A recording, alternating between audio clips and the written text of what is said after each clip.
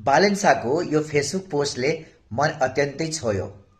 उहाँ लेख्नुहुन्छ पोस्टमा कि म आफूभन्दा पहिला देश जितेको हेर्न चाहने मान्छे हुँ। मेरो सपना कुर्सी होइन, मेरो सपना यो देश हो।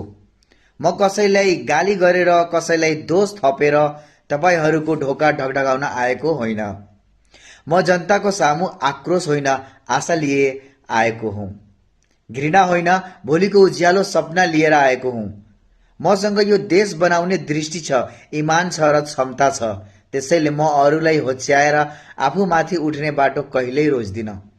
यदि मैले जिते भने त्यो मेरो जित होइन, देशको जित हुनेछ। यदि मैले हारे भने पनि मेरो निष्ठा, मेरो इमान, मेरो माया यो देशप्रति कहिले हार्ने छैन।